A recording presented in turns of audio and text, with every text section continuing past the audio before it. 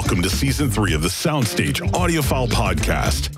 Last year, host Jorden Guth got a crash course in the fundamentals of hi-fi from enthusiasts, journalists, manufacturers, and music industry professionals alike. And those lessons will continue, but this year, Jorden will also get a history lesson from the legends who were there from the giddy-up and who made hi-fi what it is today. So with that out of the way, here's Jorden and this week's guest. Hello and welcome to the Soundstage Audiophile Podcast. Today, James Tanner from Bryston is joining us. James has been with Bryston for close to 50 years at this point, and most recently has taken up the helm as CEO. Welcome, James. Well, thank you for having me. I appreciate it. Thank you for joining us. I'm really excited about this conversation because I've been reading up a little bit about you and I've heard a little bit about you, and there's some fascinating stuff. To get started, maybe we'll kind of take a step back, and I just want to ask you, how did you originally get into audio or hi-fi, or if you had one of those like initial memories of experiencing a hi-fi system for that first time? Yeah, my dad was kind of a tinkerer back in the day. And so the things I should mention, I guess, before we go forward, that a lot of the stuff I'm going to say in the beginning here is probably something that you guys have never heard of, like some of the manufacturers and so on, because it is over 50 years ago. Yeah. But anyway, my dad was a bit of a tinkerer. He used to have these Heathkit things where he'd build amplifiers and put together speakers. And, I'd wander in the odd time. And I was just a kid at the time, obviously. And but I kind of got it from him, I guess. And then when I turned into my early teens, he put a system together for me at the time with some of the current products that were out there. And I just kind of grew from there. You didn't kind of go out of school and jump into hi-fi. What did you do? What were you doing in life? Well, actually, I was going to go through as a high school teacher. And I was back in the day when they had grade 13. I was in grade 13. And I worked for this company that was, I'd pick up the mail in the morning and drop it off. And while I was there, it was an investigative firm for an insurance company. There was a few firefighters that worked there part-time. And they were saying to me, "Hey, kid, what are you going to do with your life?" And I said, "Well, I'm going to teach high school." And I said, "Well, you have to go to university then, right?" He said, "Yeah." I said, "Well, why don't you join the fire department? And you'd have all this time off because we only work 14 days a month. And you can I thought, well, what the heck? So I went down the street and honest to God, I walked in and said, "I'd like to join the fire department." And they said, "Well, here's your IQ test. Here's your eyesight test, this, that, and the other thing." Long story short, I got a month later, I got a letter of report for duty. So that was 1967. Oh, that's amazing. Yeah. So it was just serendipitous, really serendipitous. And to be honest, I did the university. I got the teacher's college, and I thought, you know what? I'm into hi-fi at this point. I'm just going to stay with the fire department. So that's kind of how it ended up. So that's really cool. So you were already a firefighter. Yep. And then when I guess you always had kind of hi-fi going on the side and all of this and all of that. Yep. There's a story about you having an amp and it wasn't quite what you wanted it to be, or it wasn't performing the way that you expected. And you were looking for help in getting it fixed or upgraded. Can you tell us a little bit about that? Like, it was a rainy day in 1975. And I had bought this kit called a Dynaco kit. You probably wouldn't recognize the name, but you could buy the kits back in those days and build your own amp. So I built my amp, and I had a pair of loudspeakers that were very, very difficult to drive. They were called Date-Right electrostatics. And I just could not get the thing to sound right. So I went to my local hi-fi guy store, and he said, "Is there anybody you know that could modify this amp for me?" And he said, "There's this guy named Chris Russell, works for his dad at a company called Bryston." And he says, he does modifications on stuff. So I called Chris, and he said, "Yeah, bring it over." So long story short, I took it over. He doubled the output devices, and he put in a bunch of capacitance. And at that point, we sort of became friends. And he was working for his dad at the time, and the company was named Bryston. By the way, Bryston, the name is an acronym for the original three owners. Okay. There's nobody named Bryston.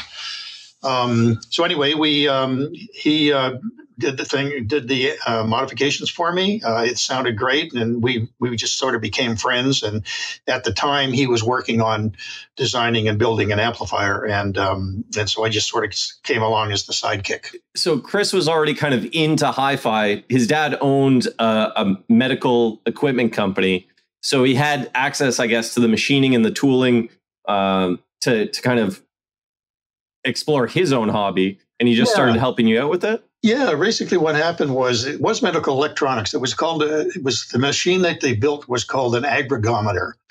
And it basically was, in fact, I had one at the last Montreal show that I had on display because that was our first product. That's the heritage. Amazing. That's the heritage, yeah. So they were building these what they were was blood analyzers. You put a sample of blood in and it would tell you whether you're alive or dead. And so it basically, that was it. So when Chris was designing this amp, it was called the Pro 3 at the time, it was a 100 watt per channel mono amplifier. Yeah. And I was, kind of hanging out with him, and he just basically said, he had these 1% tolerance parts. He had these good ideas about what an amplifier should do back in those days.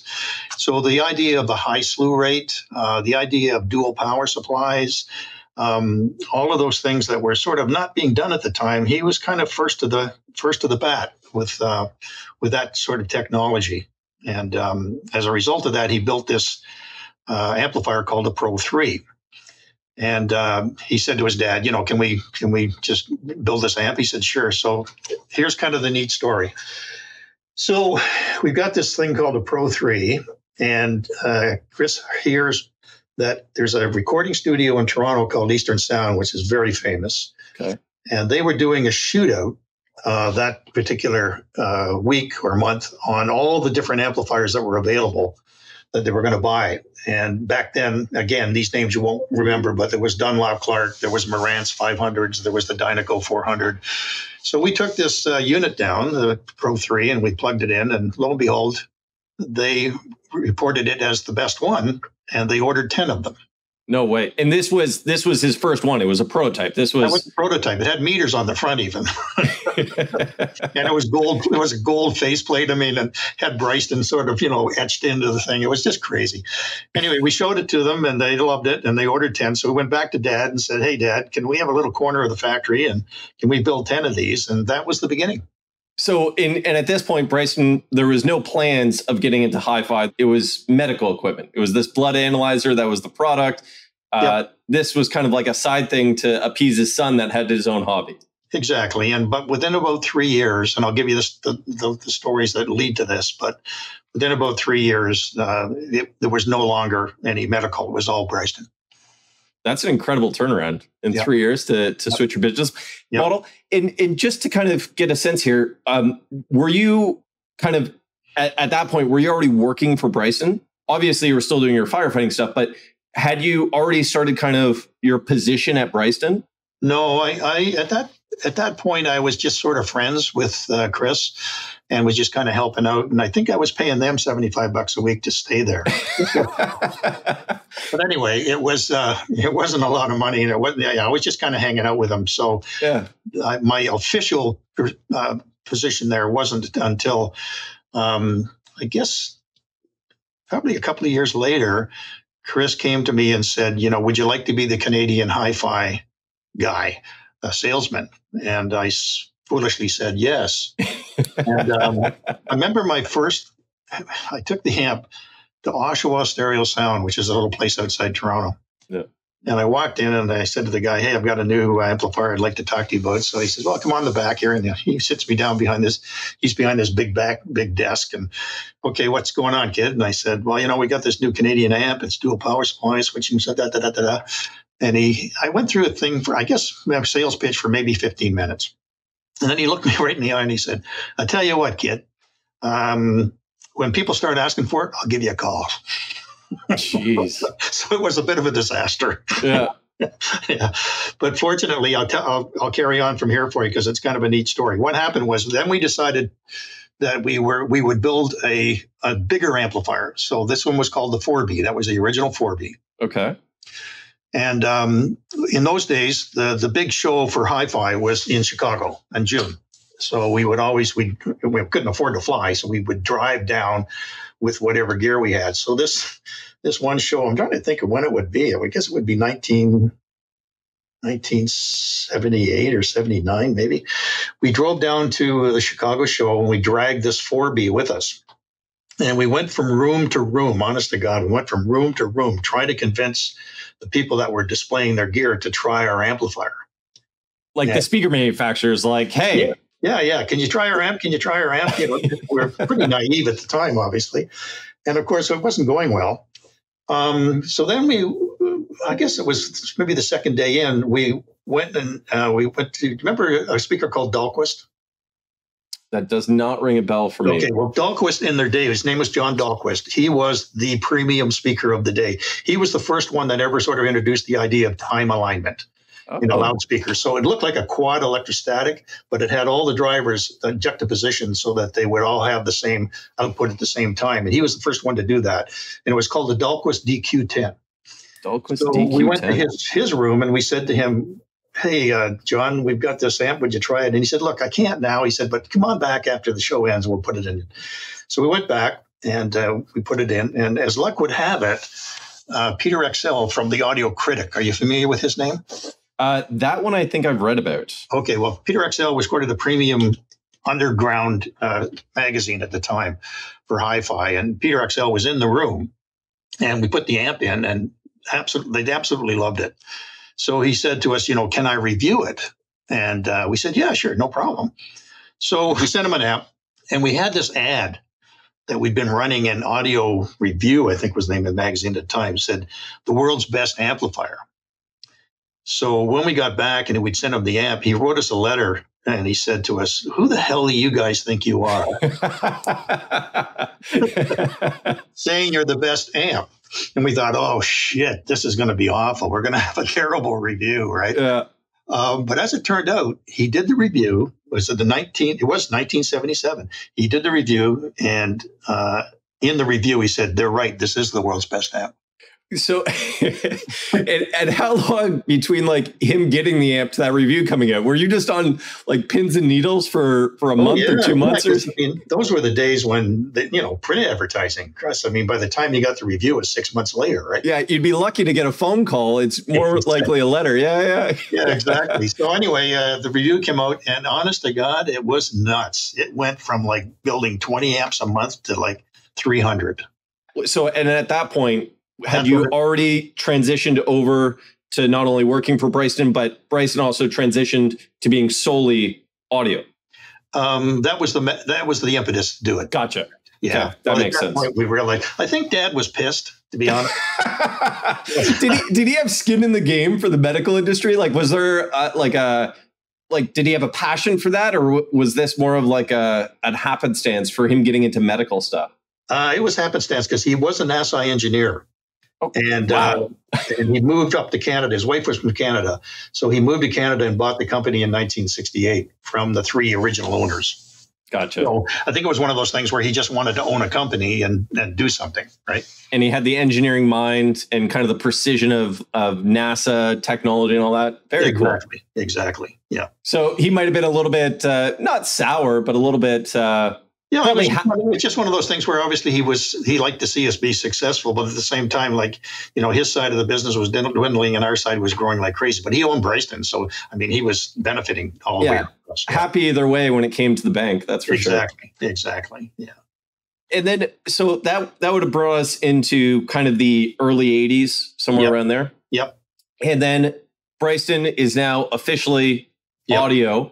Well, it's interesting because one of the advantages I think we had in the very beginning was because we had the pro experience. Like, we were in recording studios a fair bit, and you got this sense of understanding what the pro guys do, and when they produce something, and what the end user does when he takes it home and tries to play with it. Yeah. So we had this really perspective that was kind of neat in the sense that a good amp is a good amp. So the consumer side of it started really with Peter Excel in the sense that, okay, this is a high quality audio amplifier as well as professional amplifier. Because in those days, it was kind of difficult to bridge that gap because you were either pro or you were consumer, and pro was just nowhere near sophisticated enough to be a player in the consumer market. It was utility as opposed to kind of enjoyment in a sense. It's a tool. Yeah. And so it was one of those things where the sometimes it got us into trouble because, our philosophy had always been linearity with, tell me the truth, good or bad. Yeah. So there was never any voicing going on. So a lot of times that, when people would have a sonically forgiving amplifier and you would put a Bryston in, it would be, oh, well, that's too bright. That's in my face. That's this. So that there was a bit of that went on in the beginning. In fact, I used to have a funny line. I used to say the only thing bright about Bryston are the people who buy it. That's good. I like that one. You really went into the sales role like all guns blazing, eh? Oh yeah. It was a lot of fun. And then once we got accepted, I mean, it was great. It was a passion that turned into a job, right? And all the while, you were still a firefighter on those other 14 days of the month. Yeah, I was a firefighter till 1994. Oh, that's incredible. I retired in 94. So the way the fire department worked is you work 14 days of the month and you're off 14 days a month. And of those 14, your days are only 7 days, and 2 of those would be weekends. So there's only 5 days a month that I couldn't be kind of doing my thing. Oh, that's incredible. Yeah, so it worked out great because I paid the mortgage because I said, I paid the mortgage like we did on the fire department and paid all the bills. And so I didn't really have to take a lot of money out of the company in the beginning. And obviously that was positive because, any starting company, you're fighting for every dollar, right? Yeah, absolutely. Yeah.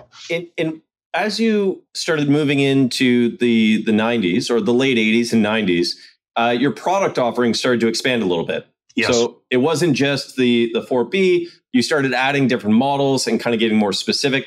You did not split out the lines. Like in my research, there was no like pro line and consumer line. It was essentially products that were applicable to both either the professional market or the consumer market at the same time. Yeah, the guts were the same, Jordan, but the faceplates were different. Okay, so like rack mountable versus... Yeah, black, rack mountable, gain controls, that kind of stuff was typical of the pro market. And we separated the market, in terms of the dealers, of course. So there were pro dealers and there were consumer dealers. But we came out with the 2BLP, which is kind of an interesting story. What happened with the 2BLP, I don't know if you've ever seen one, but it was a single rack space with the heat sinks on the front. So you could actually undo 4 screws and pull the channel out with the heatsink on it and put a new channel in. So in a pro application where you had a channel go down, you could just, in fact, have that extra channel sitting around. So what happened was, when would this would be? Early 80s anyway. The Olympics were on, and they ordered, I think, 50 units from us. Whoa. For the Olympics of this particular model. So that was the birth of the 2BLP because we had to build a whole bunch of them. So we just started offering that to the consumer market as well. And it was built right up until about 3 years ago. No way. That's incredible. Yeah, it's a really nice piece. Yeah. I just Googled it to get a sense of it. This is a really cool looking... Yeah. This is, it's unlike any amp that I've really seen before, to be honest. Especially at the time. And the whole idea was you could service it while it was in the rack.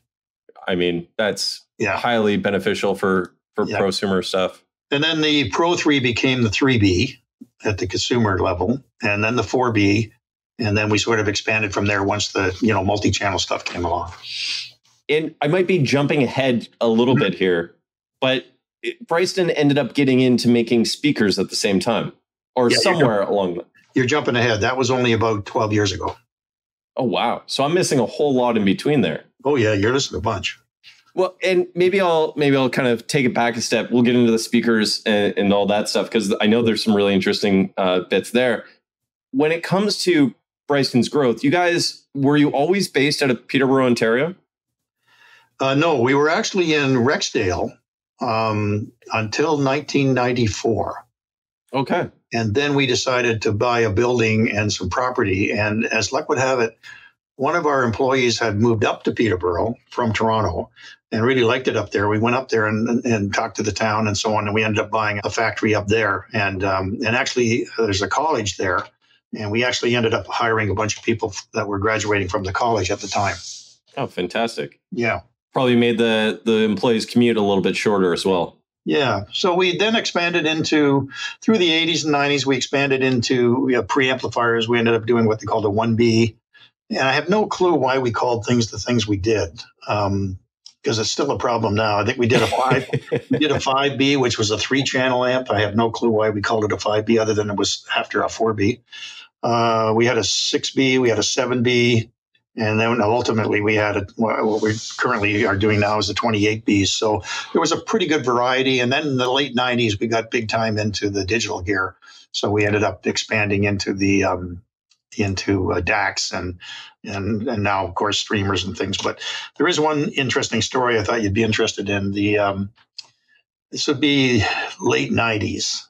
You remember a record company called Telarc? Telarc. Okay, so Telarc was the master sort of direct-to-disc kind of thing back in the day. They were sort of high-end LPs. Okay. And the guy who owned that, his name was Jack Renner, and he would come to Toronto, and he would record Oscar Peterson, Ray Brown, a lot of the jazz guys up here. So whenever he would come, he would do it at Eastern Sound typically.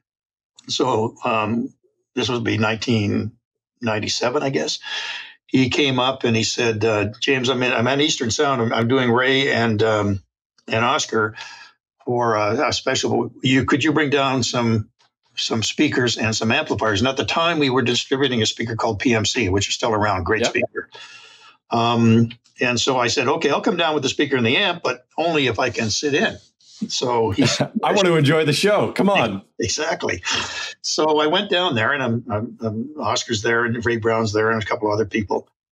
And there was one interesting thing that happened. I'll tell you about that. There was a fellow who came in who was the guitar player, and he was going to sit in and do the guitar. When we were miking the system, he said to me, "James, don't mic my guitar. Mic this." He had this old beat up tube amp with a speaker in it, right?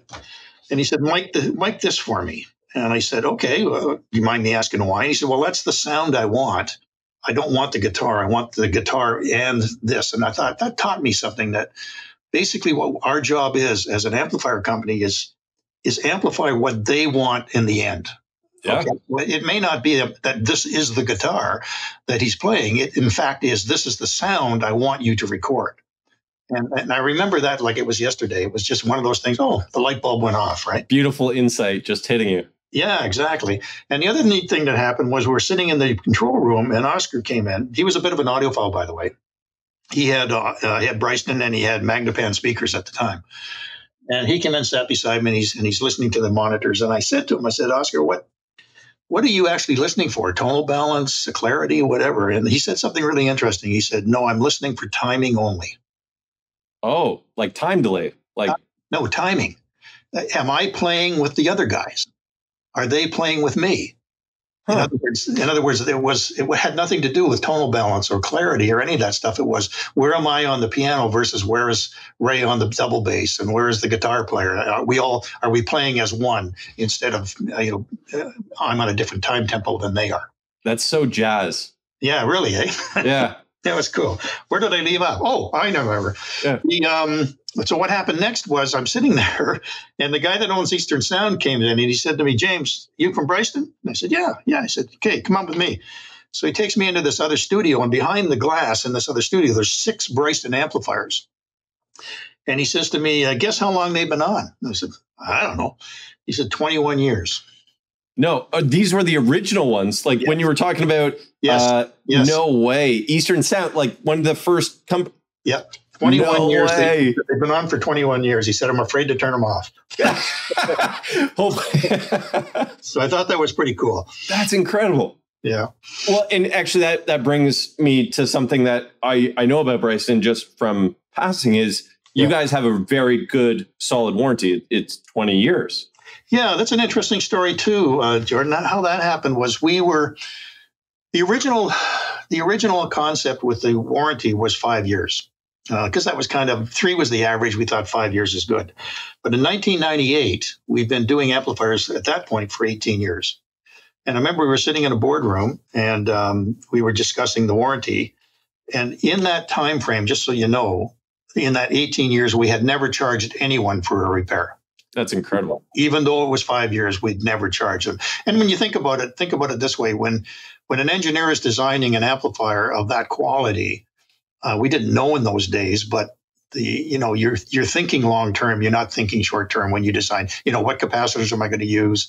What resistors? What type of circuit boards? All of that stuff is figuring into the equation if you're building a quality product as opposed to just a mass produced product. So the nice thing about that was that we were finding that amplifiers were coming in for updates, whatever, and they were 18 years old and they were still well within spec. So we actually thought about a lifetime warranty, but we talked to the lawyers and they said, whose lifetime? It gets really complicated with that. Yeah. So we decided on a generation of music, which was the catchphrase we used at the time, which was 20 years. And that's sort of how it came up. Now, we've had to change that a little bit lately because with digital gear, it changes while we're speaking. I'm just thinking like parts availability. Like I'm coming from the camera side of things where within like 3 years, like a part, like a board or a RAM set or something will just not be available anymore. The manufacturer of it will stop producing it. So the camera manufacturer might say, yeah, we would love to warranty this for you, but we just don't have access to those parts anymore. Yeah, we had two ways to get around that. One was that whenever we went out of a particular model, now remember, we didn't change models very often. Usually it was about a 7 to 8 year difference between models, right? Yeah. So what we would do is we would build extra channels and have them in inventory so that if a channel went down on an older model, just swap it out. And then the other option was because they were all built modularly, Jorden, there were cases where you could simply, let's say it was an ST and the guy was, had a standard 4B go down. You could sub out both channels with the new channels, so you weren't repairing it. You were just getting rid of it and putting a new one in. I love it. Mm-hmm. So with that, we're going to take a quick little break. Sure. And when we get back, let's jump into some of the kind of more current or 2000s plus history of Bryston. Sounds good.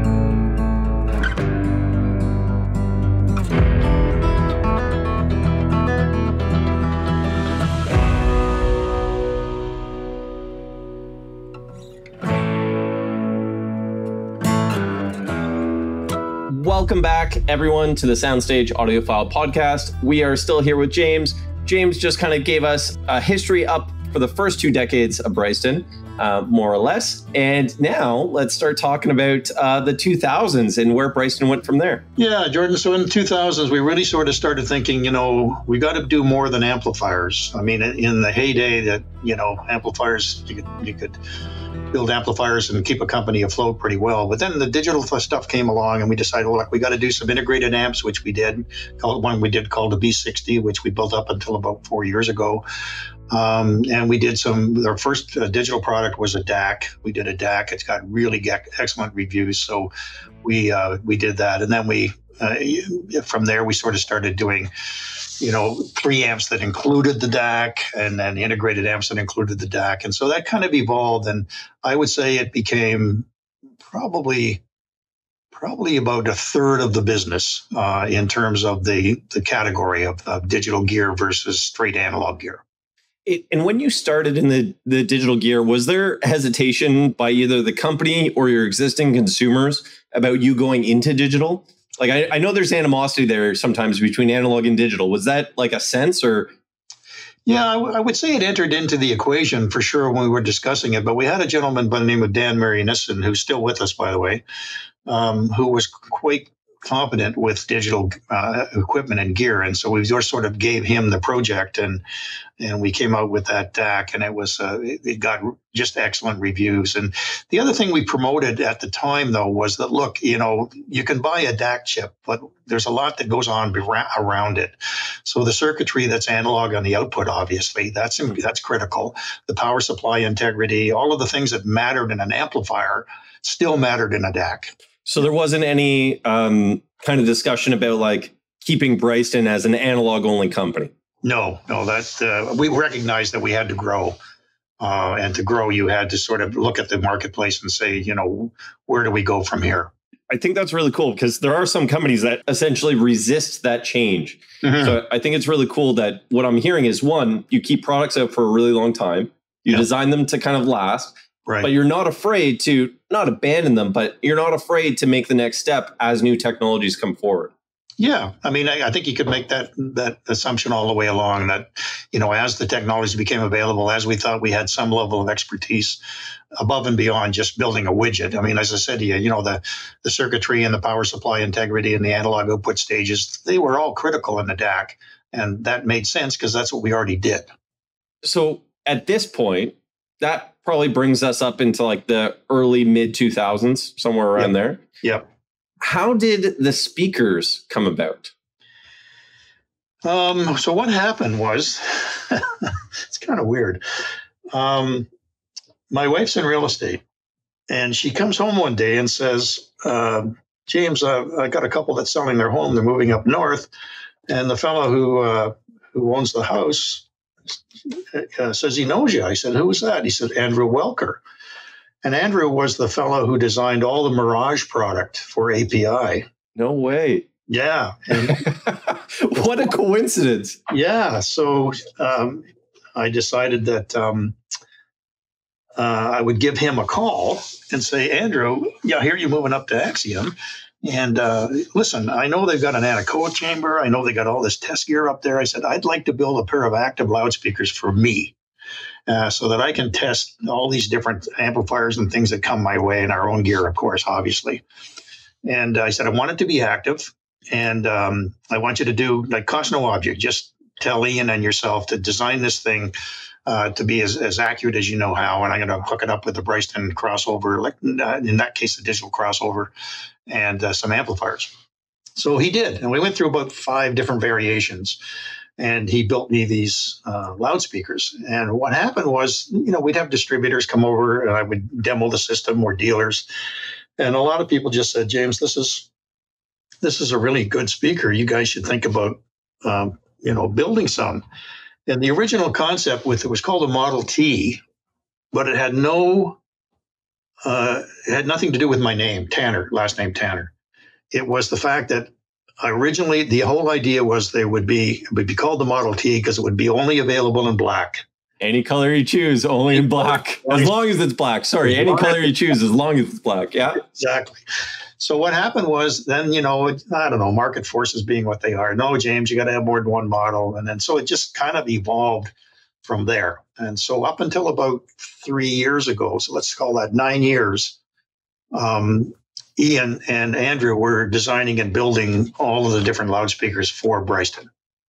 And there is actually a piece there in the late 80s, early 90s that I kind of missed, and I might have glossed over that. So you mentioned Ian Colquhoun. Yes. And we just spoke to Ian on a previous podcast. Yeah. He was in that kind of time period, was going to NRC. Yeah, and that's where I met him back in the day, was because Floyd Toole, who you obviously know, he was running the NRC at the time, and they were using Bryston amplifiers back then. They still are to this day, by the way. I was there like a month or two ago, and there was a Bryston amp. It was awesome. There you go. And so I used to go there, and they would do these blind tests, and Floyd was in the process, and of course Ian was there because he would be designing a speaker. Dick, I'll tell you a funny story. I get to the National Research Council, and Floyd says, well, you want to sit through the blind test, James? I said, yeah, absolutely. So at the time, I won't tell you who, but we were distributing a loudspeaker at the time for Bryston. We had a company called Bryston Marketing that distributed other products besides Bryston, only in Canada. Okay. And so I took the speakers that we were doing, and I don't know if you know, have you ever done the test, Jorden? So I have not done the test myself. Okay, so it's done in mono, right? Yep. So what happens is there's this turnstile that's behind a cloth curtain. You can't see what you're listening to. And they basically rotate 5 different speakers in mono. When you assess them, let's say, how's the voice, how's this, how's that kind of thing. And you mark them accordingly. And then they tabulate all this stuff and see which speaker wins. So I'm sitting there and I'm going through all the stuff. I'm marking everything down. And the speaker that came out last was mine. Oh, no. Oh, God. I felt so bad. I thought, holy shit, what the hell's going on here? But anyway, so that was my experience with him. So I met Ian there, and he was of the same mind. He said, James, I'm having to relearn what I think is good, what I think is right, what I think is wrong. Now, with amplifiers, it's obviously a lot easier because it's, input versus output, and, is it linear or isn't it kind of thing with the known distortions. But so that was my first foray into actually him and Paul Barton from PSP and Martin Steck were there. They were that was our group kind of. And forgive me here. Like when I think of NRC and I think of those stories and projects, I'm thinking of like the loudspeakers themselves, like the focus on those measurements and that testing and the information there. But was there or is there a large part of that was related to the amplification as well? No. It was mainly that basically what Floyd was saying was I want a high quality linear amplifier, and we were just sort of along for the ride. But I just enjoyed being up there and going through it, because what he was doing was the beginning of the Canadian loudspeaker industry. I mean, at the time, I didn't understand the significance of it to the degree I do today. I mean, I have a much greater understanding of what he was actually doing, but at the time, it was all new to us. That's so cool. So basically, Floyd Toole was using Bryston as the baseline. Exactly. Amazing. Yeah. All right. So sorry for that kind of. No, that's good. Yeah, it's a good segue. Yeah. Trip back down memory lane. But so now you already know, Ian, you through some random coincidence have this other gentleman and you start making your Model T speakers. Correct. The market starts responding to them and liking them. By the way, how long did it take before you made a model that wasn't black? Oh, probably about a year and a half. Okay. So quicker than Ford on his Model T. Exactly. Okay. So you start making speakers, and was the idea, did you want to kind of have Bryston as a speaker manufacturer and an amplification manufacturer, or was this kind of like a side project that was really more to kind of get your own ideas on what a speaker should be out there? Yeah, it really was a side thing. It was really just for me to try to get something that was accurate enough that I could, have a reference point at any point, even if I was listening to a different speaker. But then what happened was, like I say, there was just this interest in doing it.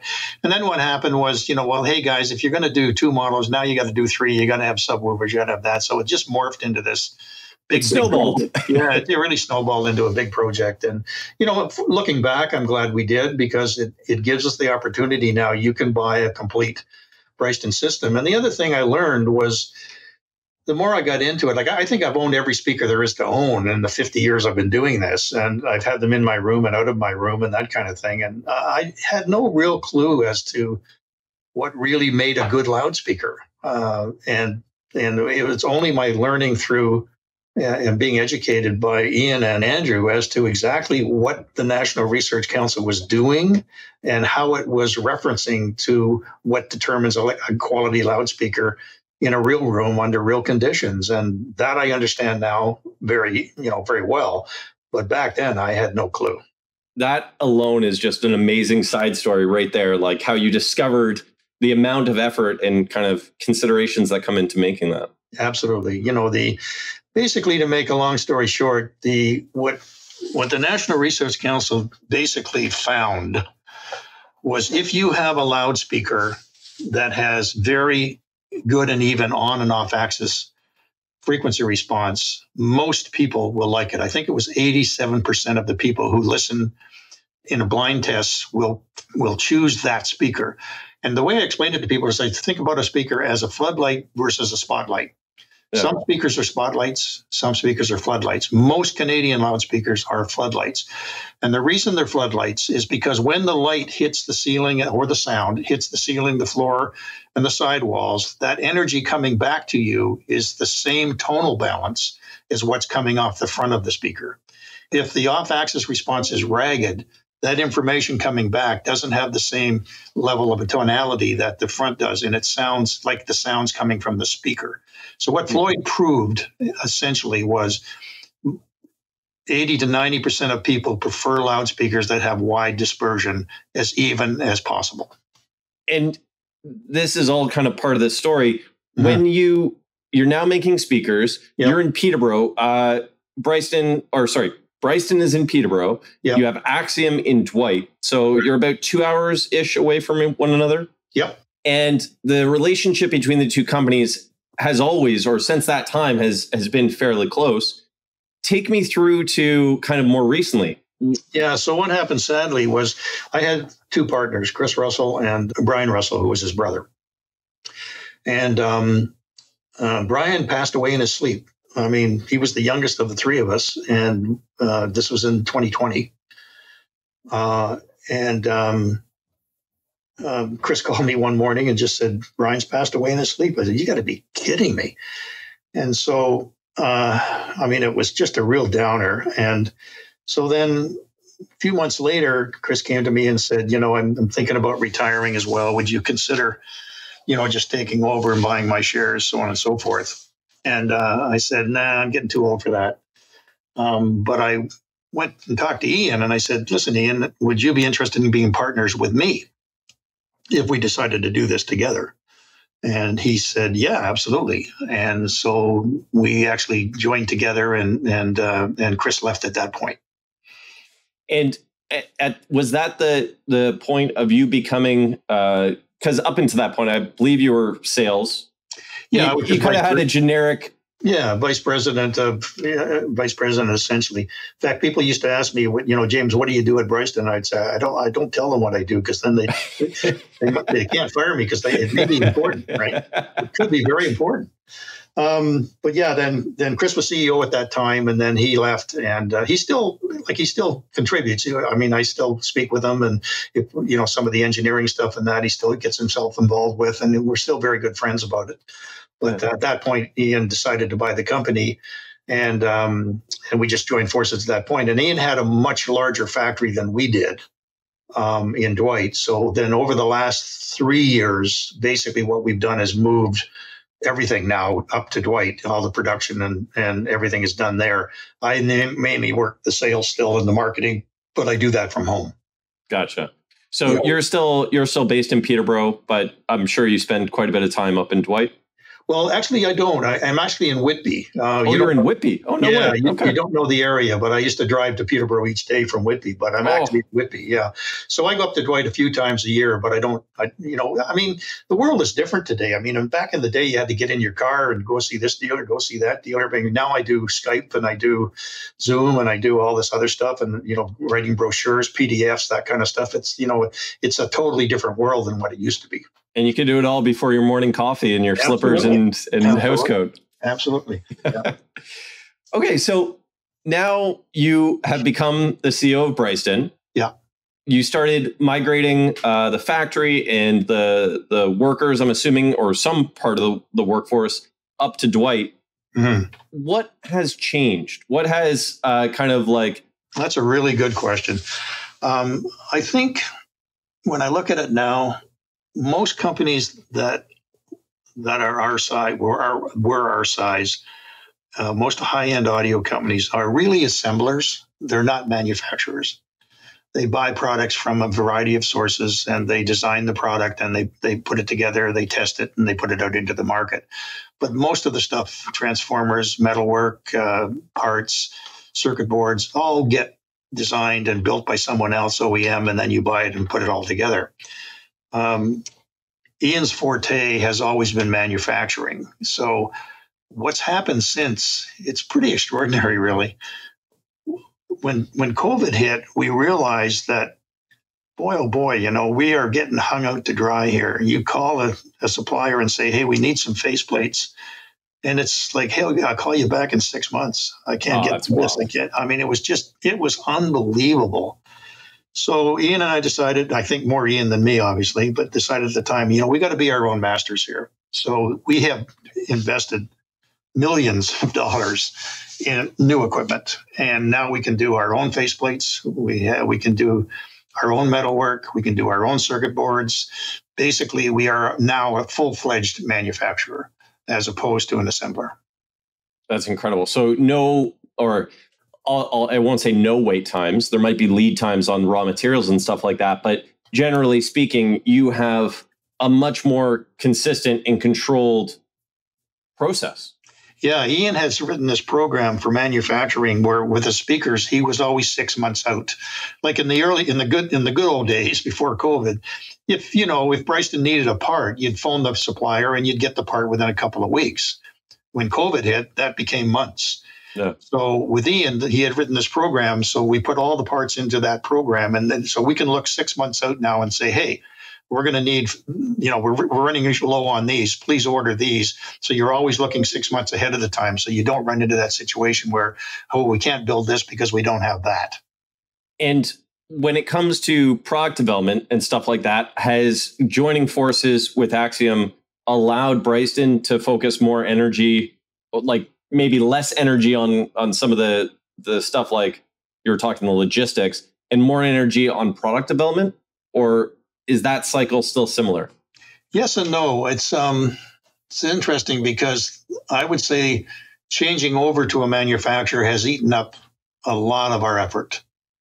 Just getting to the point, I think we're there now. In fact, we probably have been for about 3 months. That we can sort of, okay, where do we go? What are we going to do in the future here, guys? What type of products are we going to look at in the future? I've always been a huge advocate of active loudspeakers, so we are putting a big push on right now that I don't know, you haven't seen it, but we have a new crossover network on the rear of our speakers where you buy the speaker as a passive unit, but there's a little drawer that you can then unplug and plug in, and you can go to bi-wire, bi-amp, tri-amp, and then fully active if you want. So I'm really promoting the fact that, hey guys, you want to take a step up in performance, and that comes from the pro side, Jorden. Things just sound better if they're fully active. You got an amplifier right on the driver. The complexity has always scared a lot of people off. So what we're hoping is that with this drawer concept on the crossovers, that'll simplify that a little bit for people. They can invest in it as they want to invest in it or as they can afford to invest in it, kind of thing. And as audiophiles, I'm as bad as anybody else. It's let's try this cable, let's try this amp, let's try this new speaker, and it's sort of a sideways move all the time. I've just said, look, guys, going active is a step up. There's just no way around that concept. So I know we're running kind of short on time. Okay. There's a couple other things that I'm kind of curious about. Sure. One of them is my own interest in you, reading up on you. Do you still play hockey? Yeah, as a matter of fact, in the beautiful downtown Whitby, there's a group of people here. We have a 55 and older with 8 teams. We have a 65 and over with 8 teams, and we have a 70 and over with 6 teams. I'm 78 this year. That's incredible. So I still play 3 days. I played in the Canadian Nationals about 3 months ago. No way. Yeah. At 78 years old. Yeah, it was pretty cool. Actually, there's the thing, I don't know if you know it or not. Are you a hockey fan? I'm going to say an average Canadian hockey fan, maybe a little bit above average, but yeah. So in Ottawa, they have an over 80 tournament. No way. Yes. And if you play in that tournament, which I'm hoping to do in 2 years, you go to this tournament and they take a picture of you. They put you on a card. They put your stats on the back. And you get your own player card. Get your own player card, and you get a plaque in the Hall of Fame up there. So whereabouts in Ottawa? Like I'm from Ottawa. Oh, yeah, it's in Ottawa. I'll get more information for you if you can, because the guys, we've had 4 guys, I guess, that have gone to it, because it's national, like it's U.S. and Canada. If you're over 80 and playing the tournament, so you may end up playing with guys that you wouldn't know otherwise, because there's not enough 80 guys to form a whole team. Right? Fair enough. Well, I'll put it on my calendar for 2 years from now that I'll come check out your tournament. Fair enough. And then the last question. Sorry for that aside. That's just me being kind of so curious about your story here. But the last question that is kind of bringing it back to audio. What kind of music are you into? Like, what would be the soundtrack of your life, or kind of the music that you would put on to relax that has nothing to do with testing or measurements or anything like that, but just for pure enjoyment? I would say folk rock and jazz, like John Prine, I really like. Van Morrison, I really like Yellow. I don't know if you're familiar with them. And blues, especially like Ray Bonneville, which is a Canadian guy. A guy named Greg Brown, which is great blues guy. John Lee Hooker. those are the kind of like, and I usually listen every morning. I'm an early riser. I used to get up about 5:36, and I'll come down with a coffee and I'll listen for an hour or so before I sort of start my day. So that's typically the type of music I listen to. I can't get into rap in any big way, but anything well done, I guess, it's the old cliche from us audiophiles. Anything well done sounds good. But ultimately, yeah, that's, if I'm relaxing, that's the kind of music I would listen to. And when you're listening in the morning, having your coffee, what are you listening on? Oh, okay. Well, my system at home, it varies, but generally speaking, it's fully active. Yeah. And it's basically currently I'm using the Model T10s, which is our new series event speakers, which just, and this is interesting. I won't take much of your time, but what happened was, again, this is way before your time, back when there was a speaker company called Advent. And they had a system at that time which was called double advents. And what you did is you bought 2 pairs of the speakers instead of 1 pair. And you would put 1 pair either beside each other or you would put them on top of each other. Okay. And the idea there was, and I remember doing that at the time. This would be in the middle 70s. I remember doing it at the time and thinking, God, this thing just sounds better when you do the double up thing. So when we introduced the Bryston loudspeakers, the original ones, when I did shows, I would do that. I actually had a model called the T-Rex. The T-Rex. Oh, I love it. Yeah, which was the Model T times 2. So you had a Model T on the bottom, and then on top, you had another one turned upside down. And that was called my T-Rex, and it just sounded excellent to me. So when Ian and I sat down and said, we're coming out with a new series, which are going to be called the T10s. By the way, it's the T10s because it's been 10 years since we started building the speakers.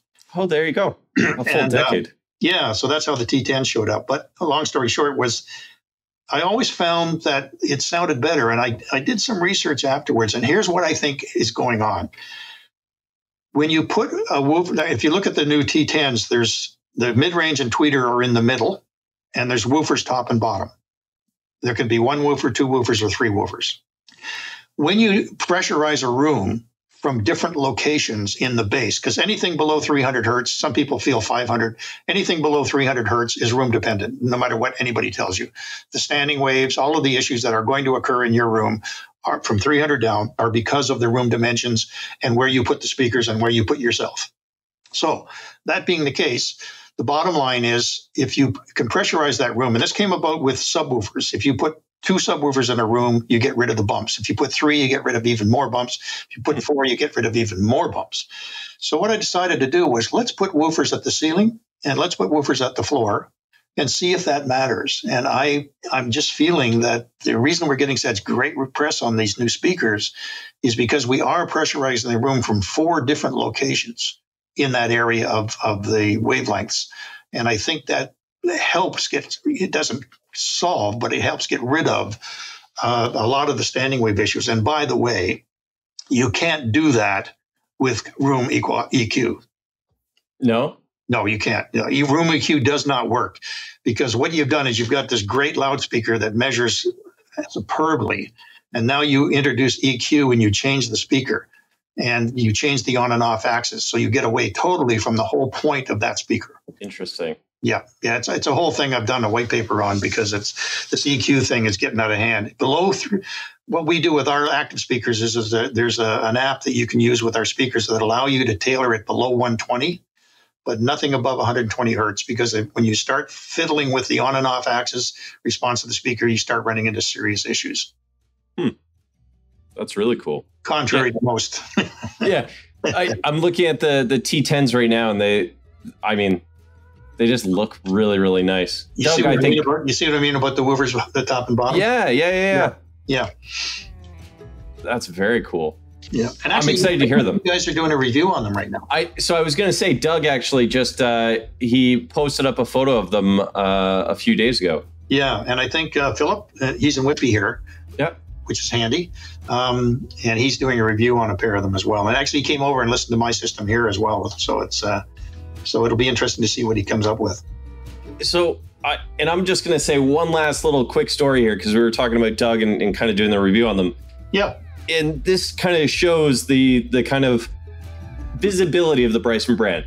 So Doug is driving up to Dwight to kind of get the speakers or review them or kind of take photos of them. and he stops by a Tim Hortons, so a local coffee shop in Canada. Yeah. And he's a few hours away from Dwight. Right. He's wearing his Bryston shirt because I think he wanted to support you guys when he was up there. Okay. And as he gets out of the car, apparently somebody goes, "Do you work for Bryston?" And he's like completely shocked. He's like, "No, I'm going up there to like take photos of a speaker." Right. And this guy and Doug apparently just started having conversation about how he's known Bryston for decades. That's he cool. owns Bryston products. Yeah. And he's amazed to find out that they were so close. He had no idea. You didn't realize they were that close to where he already lived. Yeah. You know, I run into it at hockey. I have a sweater that Brian gave me that has Bryston on the front and on the back. And it's white. So whenever we play black and white, I always wear the white one. Yeah. And, I've had people come up to me and say, "Are you with Bryston?" So yeah, it's a recognizable name, I guess, within a very small circle, obviously. Well, I mean, the audio space, I would say. Yeah, yeah. Now, is there any kind of thoughts on where you can see Bryston going over the next 50 years, 50 some odd years? Well, I think, stay true to our ideals. Maintaining the fact that we don't know everything there is to know. There's a lot of psychology in listening to amplifiers in terms of, people prefer A versus B. I'll tell you a funny story. For a while, when we introduced, this will be in the 80s, we introduced a 4B, and they had a white power button on the front. And halfway through, we couldn't get the buttons anymore, so we replaced it with a black button. And honest to God, I had people calling me saying it sounds better with the black button.